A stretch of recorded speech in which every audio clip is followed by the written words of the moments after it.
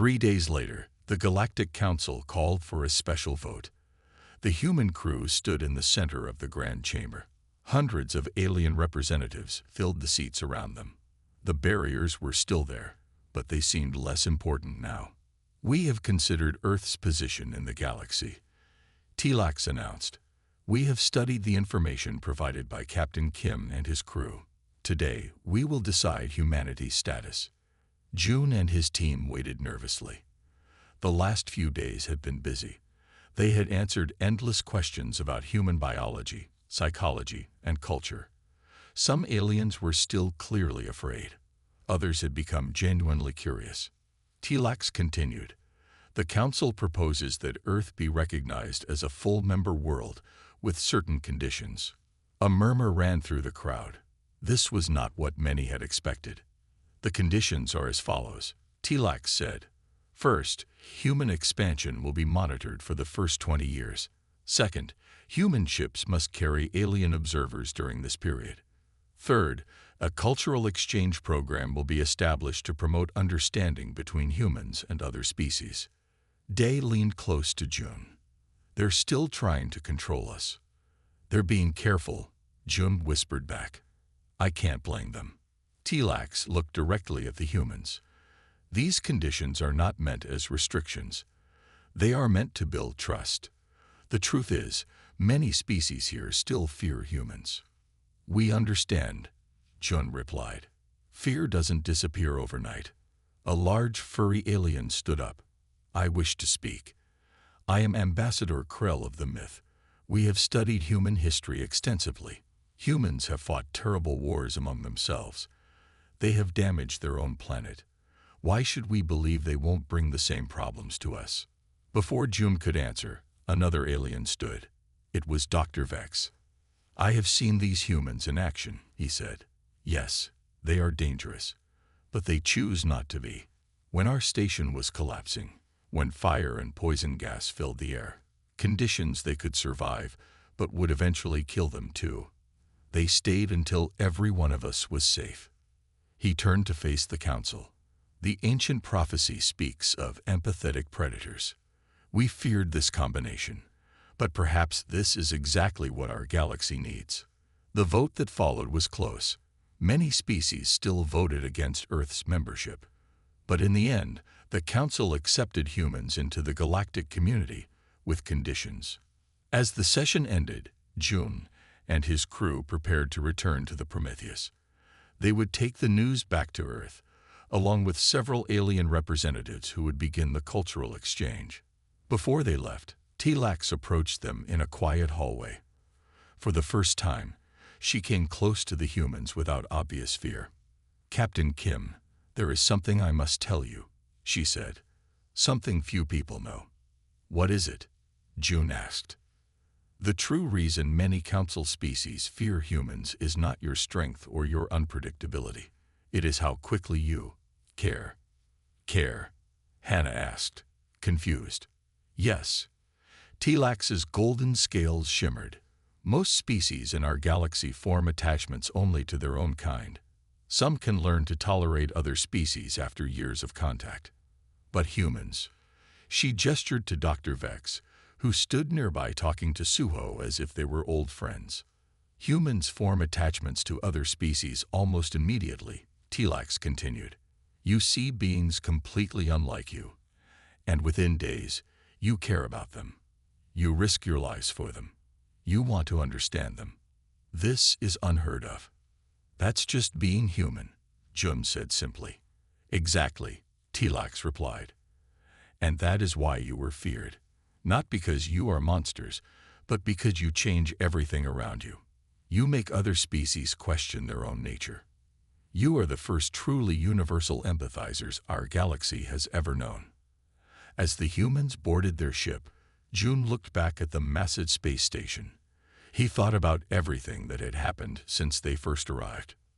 "So in the end," he said to his crew, "we're not the problem because we're dangerous. We're the problem because we care too much." Dai asked. June smiled. "And that's a problem the galaxy might just need." The human crew sat in their assigned quarters on Nexus Station. The rooms were too warm, the chairs too soft, and the ceiling too low. Everything felt wrong. "This doesn't make sense," Hannah said, looking at her tablet. "I got into their data network. Look what I found." She showed the screen to the others. It displayed a report titled Human Threat Assessment. "They've been watching us?" Suho asked, leaning closer. "For decades," Hannah replied. "But their information is all wrong. Listen to this. Humans can survive without water for up to 7 days. That's not true. We'd die." June frowned. Maybe they're comparing us to their own biology. "It gets stranger," Hannah continued. "Humans regularly consume substances that would kill most sentient species. Example: capsaicin, ethanol, caffeine." "Wait," Dai said. "They think we're dangerous because we eat spicy food and drink coffee." A soft chime interrupted them.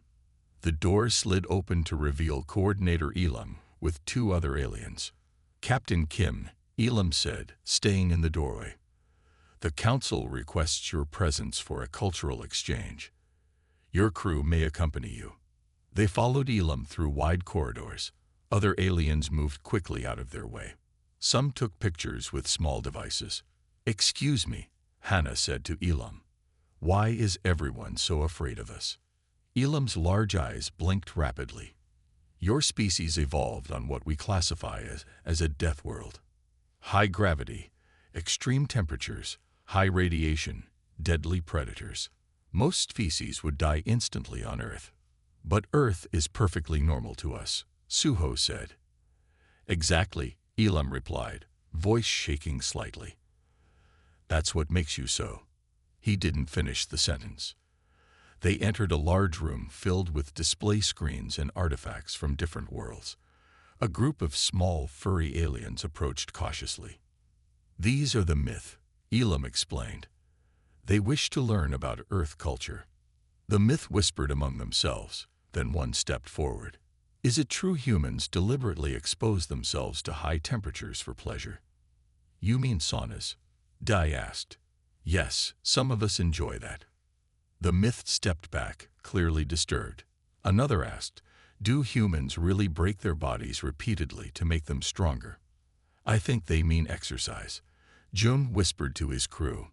"To the myth," he said, "we do train our bodies to improve strength and endurance." The myth huddled together, making high-pitched sounds. Across the room, Suho approached a display of mechanical parts. He picked up a heavy metal cylinder, examining it with interest. "Put that down." An alien shouted in panic. "It's too heavy." Suho placed it back gently. "Sorry, I was just looking." The alien stared in shock.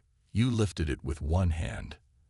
That weighs as much as a Velari child." Meanwhile, Dai noticed a strange device on the wall. "What's this?" he asked a nearby alien. "Emergency air purifier," the creature replied. "The atmosphere here contains trace amounts of nitrogen." "Nitrogen?" Dai said, confused. "That's 78% of Earth's atmosphere." The alien's color changed from blue to pale white. It backed away slowly, then hurried across the room to speak urgently with others. Hannah touched Jun's arm. "Captain, I think I understand now. What's normal for us is deadly for them. Earth's gravity, atmosphere, even our food would kill most of these species." Jun watched as more aliens gathered, pointing and whispering about the humans. "So when they see us," he said slowly, "they don't see diplomats. They see monsters," Hannah finished. "Creatures who drink poison, breathe toxic gas, and crush heavy objects with ease." At that moment, a tall, crystal-like alien approached them. "The Council is ready for your presentation, Captain. Please explain to us how humans survive in environments that would kill any reasonable species." Jun looked at his crew, understanding dawning on his face. "We're not the ones who are strange," he whispered. "But how do we explain that to people who think breathing nitrogen is deadly?" Suho worked quickly on the shuttles while the others prepared the aliens for evacuation. The ground shook more frequently now. Through the station windows, They could see new lava flows in the distance. "First shuttle is ready," Suho announced, wiping sweat from his forehead. "It can take 12 passengers." June nodded. "Hana, take the most injured ones first. Da will help load them." As they worked, June noticed the tentacled alien watching him closely. The creature approached cautiously. "I am Dr. Vex," he said. "Lead researcher." "You are. Not what we expected." "What did you expect?" June asked, helping a small furry alien into a transport chair. "The council told us humans were dangerous, unpredictable, that you might save us or kill us." June frowned. "We're here to help. Nothing else." Dr. Vex's tentacles moved nervously. "You don't understand. This mission, it wasn't just about saving us." Before he could continue, Hana called from across the room. "Captain, I need to show you something." In a small side room, Hana had found the research station's computers still working. On the screen was information that made June's blood run cold. "This wasn't a normal research station," Hana said quietly. "They were studying Earth, from a distance." The screen showed data about human biology, behavior, and history. Another file was labeled Containment Strategies. "They were planning against us before we even met them," June said. "It gets worse," Hana replied. "This mission to Talon IV, it was designed to assess our capabilities, see how we perform in different conditions." June's communication device beeped. It was a message from the rescue ship. "Volcanic activity critical. Must leave orbit in 1 hour. Council orders immediate mission assessment." "They're not even waiting for us to finish," June said angrily. He stormed back into the main room where Dr. Vex was helping other aliens. "This was a test," June said to Dr. Vex. "You were studying us." The alien's skin changed color slightly. "Not exactly. I am a real scientist. The danger is real. But yes, the council wanted to see how humans would react." "React to what?" "Saving lives. To crisis. To stress." Dr. Vex moved closer. "You must understand. There is a prophecy among the oldest council species. It speaks of empathetic predators who would either save the galaxy or conquer it." The ground shook violently. Dust fell from the ceiling. "This isn't the time for stories," Jun said. "It's not a story." Dr. Vex insisted. "Look at yourselves. You evolved as predators. You have teeth for tearing flesh, eyes that focus forward like hunters. Yet you risk your lives for strangers. This combination doesn't exist anywhere else in the galaxy." Before June could respond, Suho rushed in. "Second shuttle is ready. But we have a problem. The volcano is becoming more active. We need to leave now." They loaded more aliens onto the second shuttle. As they worked, June's device beeped again. This time, it wasn't from the rescue ship. It was from Earth. "Captain, we've received a message from home," Hana said, checking her own device. "Another alien faction has contacted Earth. They're offering us advanced weapons technology in exchange for alliance." "What faction?" June asked. "They call themselves the Opposition.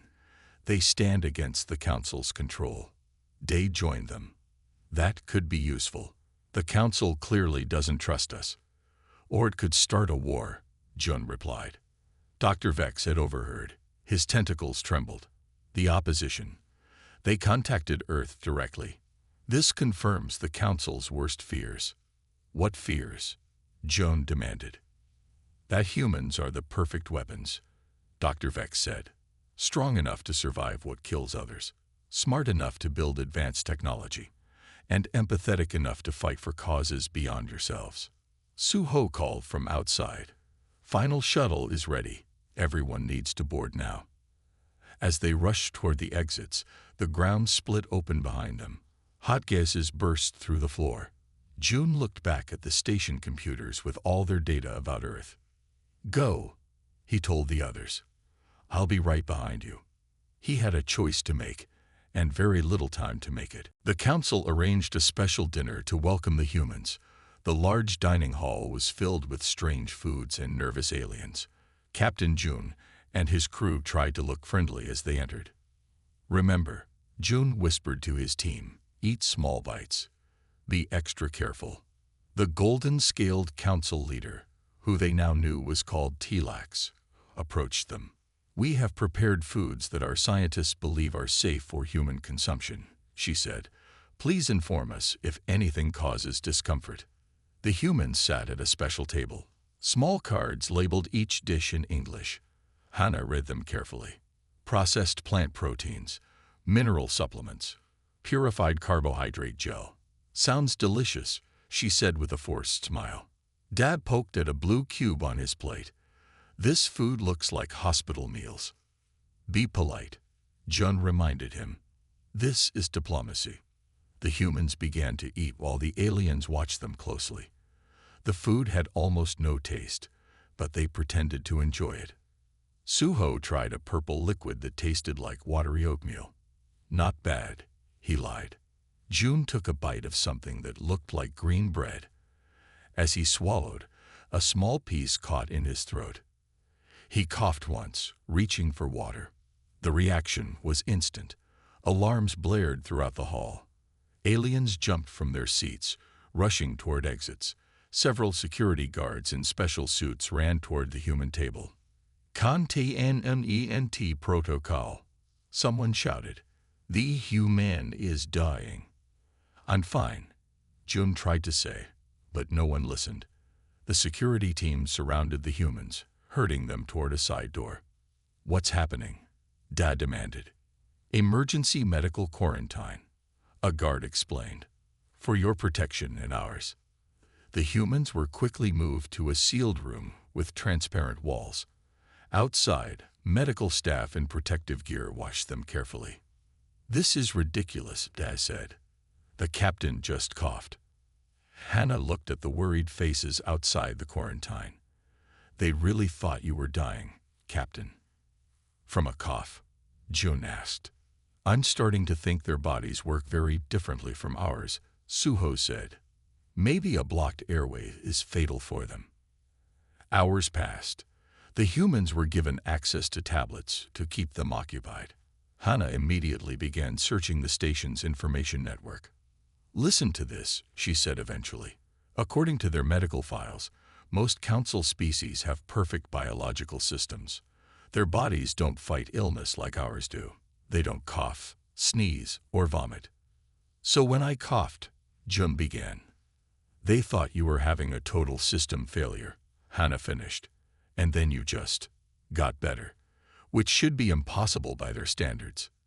Suho whistled. "No wonder they're scared. We must seem indestructible."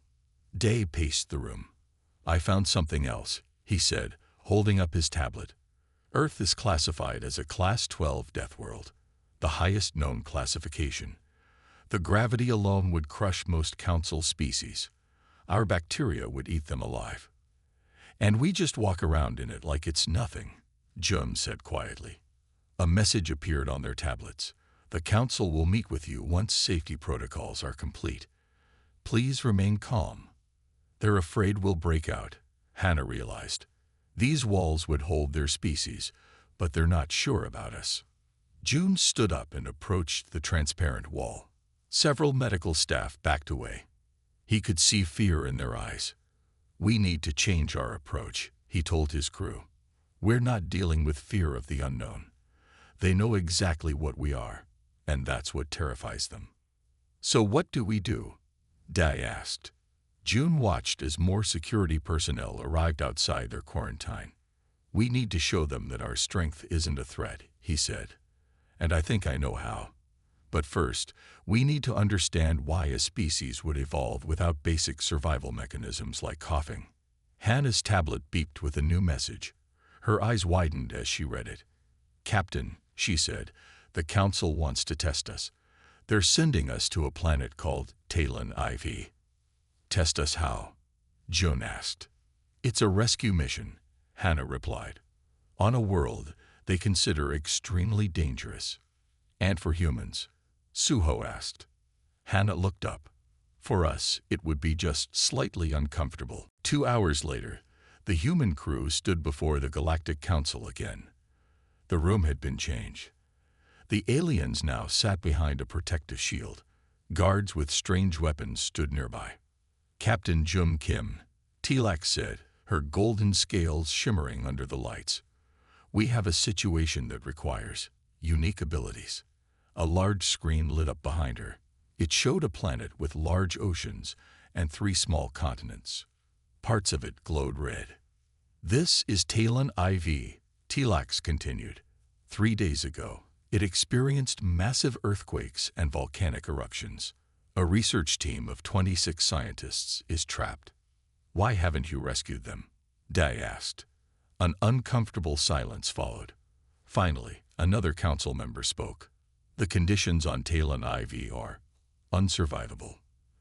The rescue ships cannot land safely. The air has become toxic due to volcanic gases. Temperatures near the research station now exceed safety limits. What are these deadly conditions exactly? Hannah asked. The council members exchanged looks. One pressed buttons on a panel. Numbers appeared on the screen. Gravity, 1.2 times galactic standard. Atmosphere now contains 3% carbon dioxide. Temperature at the research station, 38 degrees standard. The humans stared at each other. That's almost exactly like Earth, Suho whispered.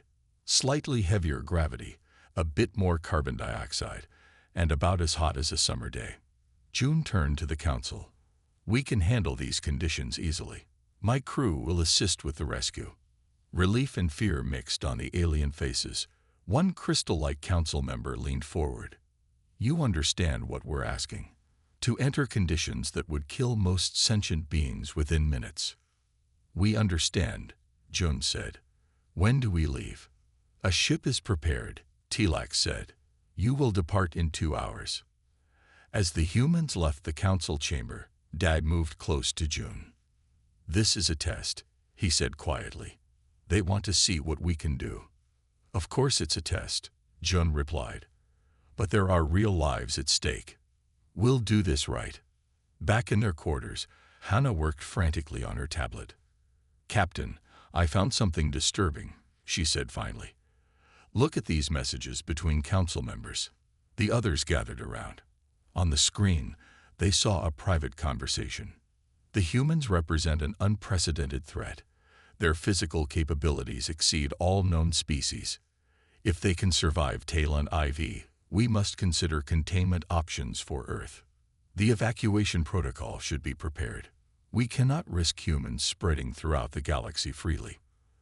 They're planning against us, Dai said angrily, while we're trying to help them. They're scared, Jun said.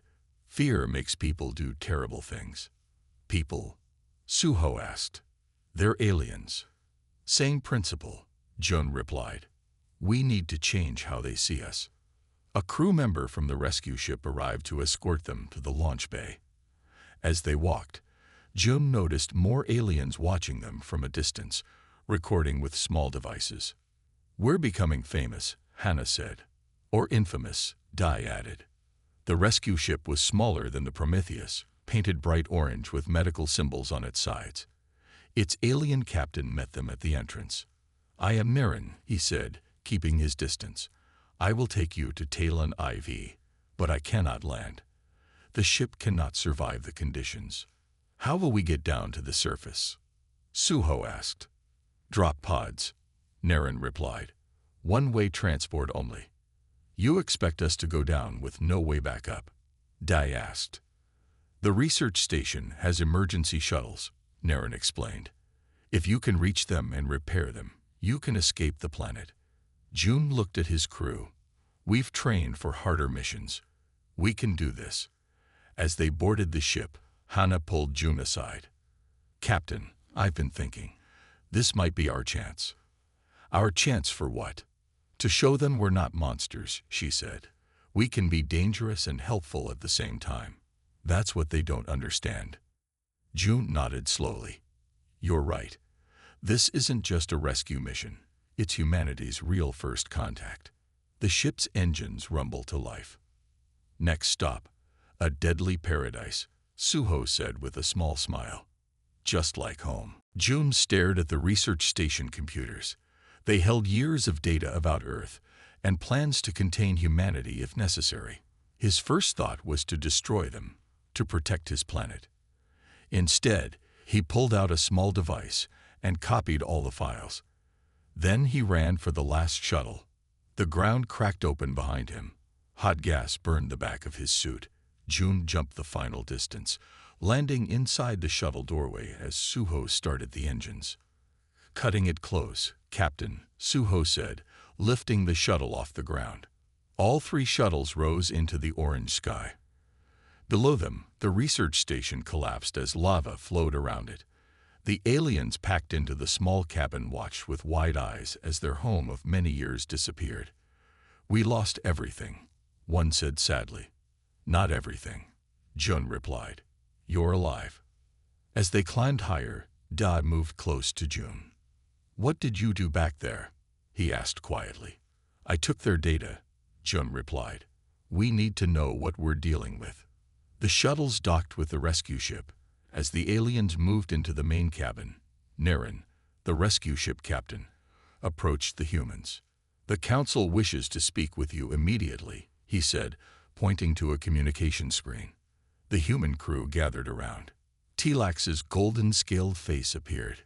"Captain Kim," she said, "we are pleased that you rescued our scientists." "But you still don't trust us," Jun replied. A moment of silence followed. "We have received disturbing news," Tlax said finally. "An opposition delegation has contacted Earth directly. This violates Council protocols." "Maybe Earth wouldn't need other friends if the Council was honest with us," Jun said. He held up his device with the copied files. "Your research station was studying us, planning against us, while pretending to welcome us." The Council members looked at each other nervously. "You must understand our position," another Council member said. "Humans are unique. You evolved on a world that would kill most species instantly. Your bodies can survive damage that would destroy us. And most concerning, Tlax continued, is your emotional nature. You feel deeply. You form attachments quickly. You risk yourselves for others, even strangers. Yet you also fight with terrible violence when threatened. That's called being human," Hannah said. "That's called being unpredictable," Tlax corrected. "The most dangerous quality in the galaxy." The humans looked at each other. The truth was finally clear. "You have a choice to make, Captain," Tlax said.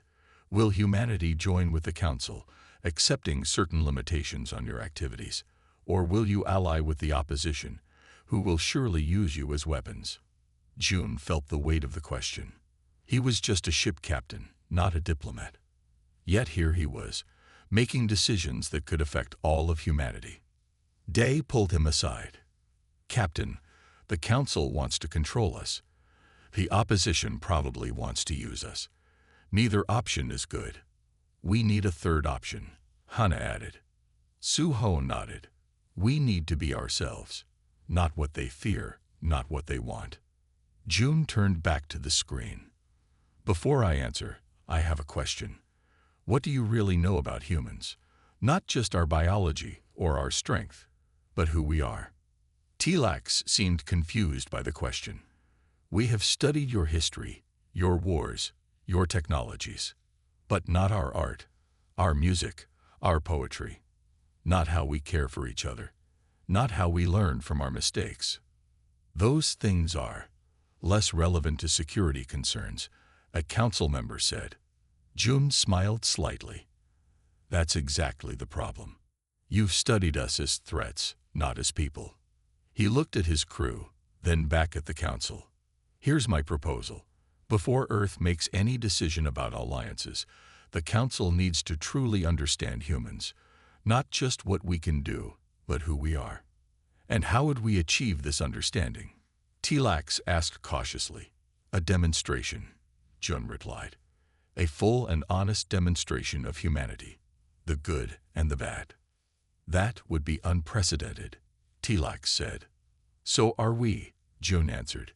And that's why you're afraid. Captain Jum Kim stood at the front window of the Earth ship Prometheus *. The huge space station ahead looked like a giant metal flower.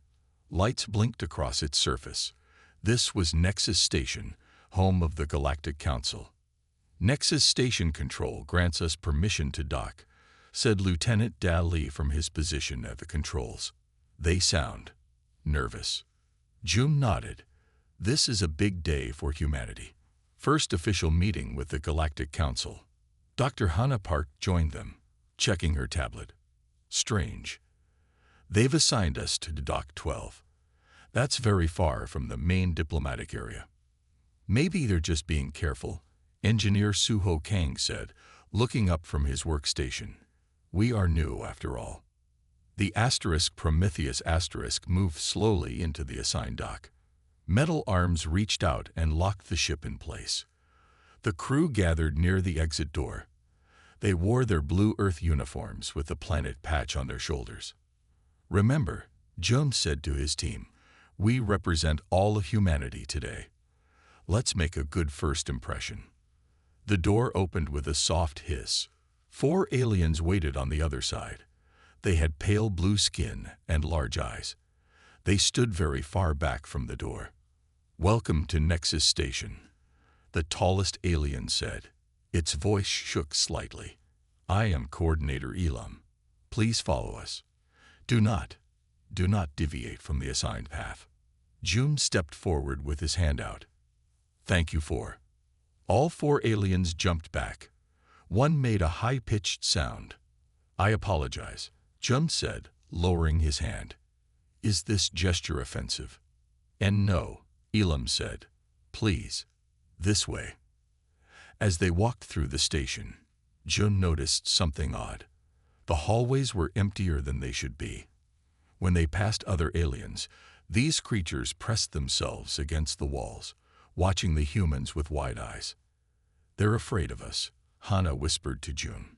But why? We've barely met any aliens before now. Maybe our reputation got here before we did, Daz suggested. They entered a large round room. A half-circle table sat on a raised platform. Behind it sat 12 different aliens, each from a different species. Some had scales, some had fur, one seemed to be made of crystal. All watched the humans with the same careful, nervous looks. The human delegation may approach, announced a tall, thin alien with gray skin. Jum led his team forward. Honorable Council, I am Captain Jum Kim of Earth. We bring greetings from our world and look forward to peaceful relations with the galactic community. A murmur passed through the council.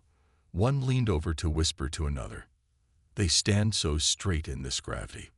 Look how they move. So quick. The unpredictables are finally here. Jun heard these whispers clearly, though he wasn't meant to. His enhanced hearing was standard for space captains. But what did they mean by unpredictables? The lead council member, a female-looking alien with golden scales, spoke. Earth has been noticed for some time. Your species has developed quite rapidly. We've been eager to join the galactic community, Jun said. Yes, eager. The alien's face twitched. We have prepared quarters for your stay. You will be given a schedule for meetings tomorrow. Thank you, but, Jun started. There was an incident. In Sector 7, another council member cut in. A human ship defended itself against pirates 3 cycles ago. Jun nodded. Yes, the trading vessel Aurora *. They were attacked and fought back. Was that wrong? The entire council shifted uncomfortably. The Aurora * destroyed 3 pirate ships. The golden alien said, with minimal weapons. The captain continued fighting with a punctured suit. He survived exposure to space for 2 minutes. Jun shrugged. Emergency training. Nothing special. The silence that followed was heavy. Finally, the golden alien spoke again. You may rest now. Tomorrow, we will discuss Earth's position in the galaxy. As they were led away, Suho leaned close to Jun. "Captain," he whispered, "I think we might be the scary aliens." The drop pod shook violently as they entered Talon Ivy's atmosphere. Inside the first pod, Captain June checked his basic emergency kit one last time. The communication device crackled. "Everyone ready?" he asked. "Ready, Captain," came 3 replies. The pods hit the ground with a heavy thud. June pushed open his door and stepped out onto the planet's surface. The air felt warm and slightly thick. The sky was orange from distant volcanic ash. Nothing too unusual for someone from Earth. June looked up. Through a small camera on his suit, the aliens on the rescue ship were watching him. He could imagine their shock at seeing him walk around in conditions they thought were deadly. "Status report," he called. "All pods landed safely," Day replied. "I'm about 100 meters east of you." "I see the research station," Suho said. "About half a kilometer north. Looks damaged." "I'm picking up life signs," Hana added. "Multiple beings inside the station. They're alive." June nodded. "Let's move. Stay in communication range." The humans regrouped and walked toward the station. The ground shook occasionally with small tremors. In the distance, a volcano spewed dark smoke into the sky. "Look at that," Suho said, pointing to a crashed ship near the station. "Rescue attempt." "Failed rescue attempt," Dag corrected. "The pilots probably couldn't handle the conditions." They reached the research station's main entrance. The door was jammed. Day and Jun pushed together, forcing it open. Inside, they found a scene of desperation. 26 aliens of various species huddled in the central room. They looked weak. When they saw the humans, their eyes widened in terror. "More monsters," one cried out. "The Deathworlders have come." "We're from Earth," Jun said calmly. "The Council sent us to rescue you." An older alien with long tentacles instead of arms moved forward cautiously. "You survive in these conditions, without protection suits." "This is nothing," Daz said. "It's like a warm day on Earth." The alien scientists looked at each other in disbelief. "The rescue shuttles are in the back hangar," the tentacled alien said. "But they're damaged. And the hangar is hot." "How hot?" Suho asked. 45 degrees. Little temperature." Suho smiled. "I'm from Busan. That's just a nice beach day." While Suho and Dai went to check the shuttles, Hana examined the injured aliens. Many had breathing problems from the higher carbon dioxide levels. "Your lungs aren't adapted to this," she explained as she gave them oxygen from their emergency supplies. "On Earth, we breathe this much CO2 in some crowded rooms." The aliens watched in amazement as the humans moved around easily, lifted heavy objects, and worked in conditions they found unbearable. In the hangar, Suho examined the shuttles. "Simple problems," he told June. "The heat warped some exterior panels. The computers shut down as a safety measure. I can fix this in an hour." "Good," Jun said. "Work fast. There's another problem." He showed Suho his communication device. A message from Naren, the rescue ship captain, flashed on the screen. "Volcanic activity increasing. Planet becoming more unstable. Must leave orbit in 3 hours." "That doesn't give us much time," Suho said. "No, it doesn't." They returned to the main room. The alien scientists looked slightly better with Hana's help. "We can repair your shuttles," Jum announced. "But we need to hurry. This planet is becoming more dangerous, even for Deathworlders like you." One alien asked. "Some things are dangerous for everyone," Jun replied. As they prepared for evacuation, the ground shook harder. Part of the ceiling collapsed. Without thinking, Day jumped forward and caught a heavy metal beam before it crushed 3 alien scientists. The room went silent. Dai held the beam easily, then pushed it aside. "Are you all right?" he asked the aliens. They stared at him, trembling. "You saved them," the tentacled alien said in shock. "Of course," Day replied. "That's why we're here." The aliens whispered among themselves. June could see fear in their eyes, but something else too. Something new. Respect. 2 days later, the humans stood in a large room on Nexus Station. The council had agreed to June's proposal with many safety precautions. Clear barriers separated the humans from the audience of council members and representatives from various species. They still think we might attack, Daz said quietly, looking at the armed guards nearby. Can you blame them? June replied. We're still monsters in their eyes. The room filled with more aliens than they had seen before.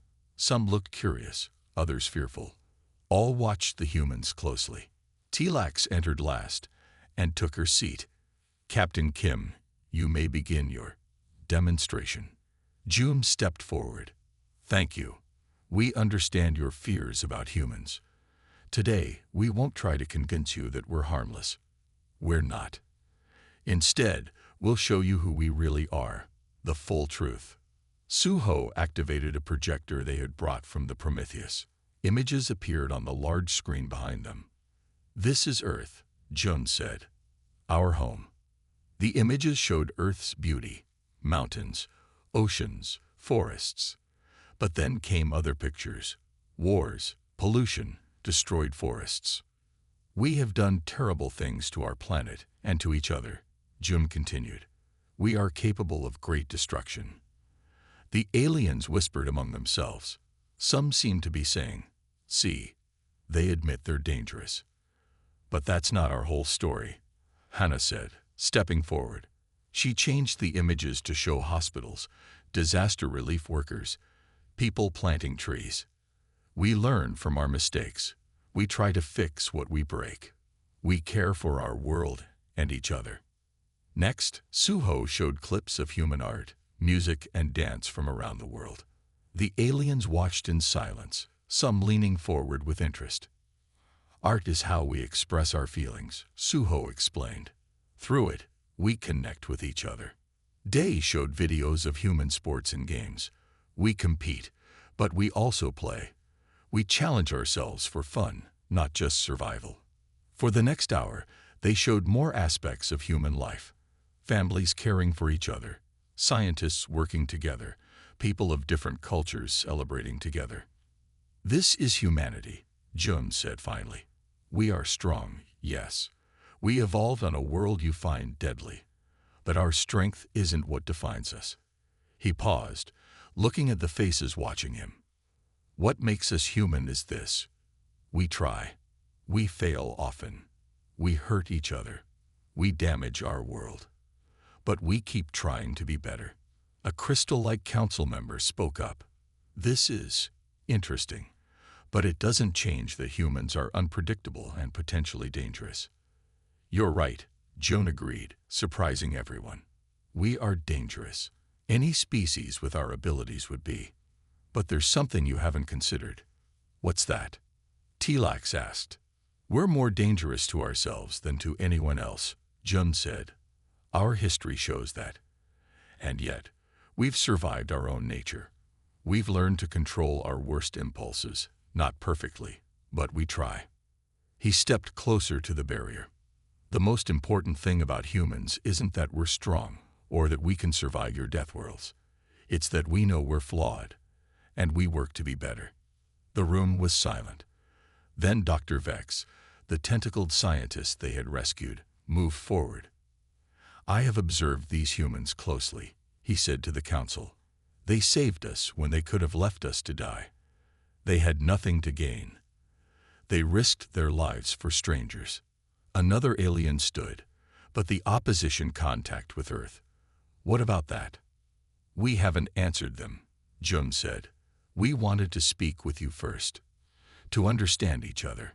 Tlax's golden scales shimmered as she studied the humans. Perhaps, she said slowly, we have been too focused on what humans can do, rather than what humans choose to do.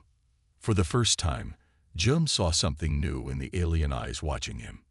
Not just fear, not just caution, but the beginning of understanding.